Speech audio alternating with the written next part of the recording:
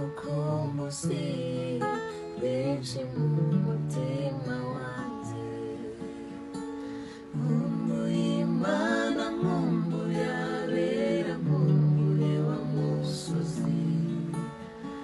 musozi mwiza, aho ni wabera bantegerereje. Nkumbuye kuzarebana na Yesu tutagitandukana, wa musozi mwiza, aho ni wabera